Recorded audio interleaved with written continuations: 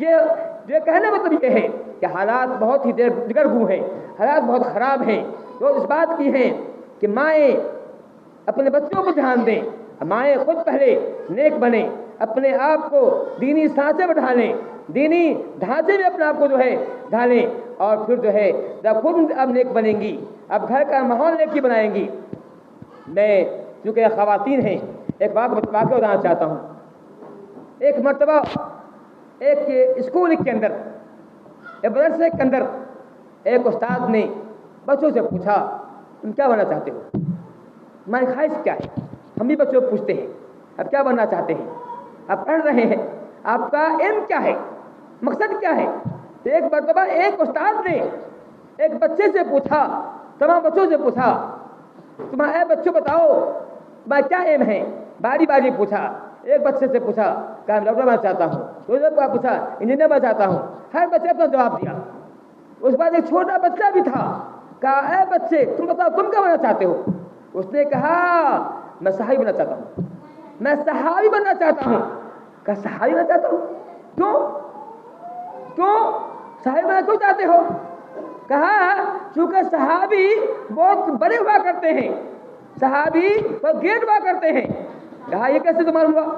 کہا اس کی بات یہ ہے کہ جب میں سونے جاتا ہوں تو روزانہ میری ماں کسی نہ کسی صحابی کا ادا کرتی ہے کہ فلاں صحابی ہے، ابو بکر ہے، عمر ہے، عثمان ہے، غنی ہے، تو نہیں بتاتی ہے، تو اس سے یہ لگتا ہے کہ صحابی بہت بڑا ہوا کرتا ہے، صحابی بہت عظیم ہوا کرتا ہے، اس لیے میں چاہتا ہوں کہ صحابی بنوں۔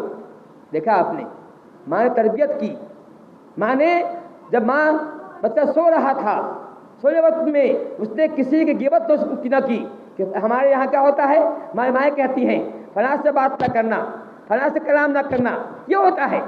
یہی وجہ ہے کہ بچے ایسے بنتے ہیں، چونکہ وہ نیک ماں جو تھی، نیک تھی، ماں جو تھی فارسہ تھی، ماں دینی تعلیم کی حامل تھی، ماں دینی تعلیم سے مرسہ تھی، وہ جانتی تھی وہ صحابی کیا ہوتا ہے۔ نام سے اس نے بچوں کو سکھایا، بتایا، ہر روزانہ جو بتاتی تھی فلاں صحابی ایسے تھے، فلاں صحابی ایسے ہیں۔ جانتے ہیں صحابی کون ہے؟ جانتے ہیں صحابی وہ ہیں جنہوں نے ایمان کے ساتھ نبی کو دیکھا ہے، نبی کو موت ہوئی ہے۔ صحابی وہ ہیں جو جنتی ہیں، اللہ نے کہہ دیا، آسمان سے کہہ دیا ہے رضی اللہ رسول عنہ کہ صحابی سے اللہ راضی ہو گیا ہے، وہ اللہ راضی ہو گئے ہیں۔ صحابی وہ ہیں۔ تو وہ بچہ کہہ رہا ہے وہ صحابی بننا چاہتا ہوں، یہ کہاں سے آیا؟ بچے میں یہ شوق کہاں سے آیا؟ جو گھر سے آیا ہے۔ اپنا گھر، اپنا ماحول ایسا بنائیے، گھر کا ماحول ایسا کریٹ کیجیے کہ آپ بچے بھی چاہیں کہ ہم صحابی بنیں، ہم امام بخاری بنیں، ہم امام مسلم بنیں، ہم ابو عبداللہ بنیں، امام ترمذی بنیں۔ یہ ہم سکھائیے اپنے بچوں کو، گھر سے ماحول ملے گا۔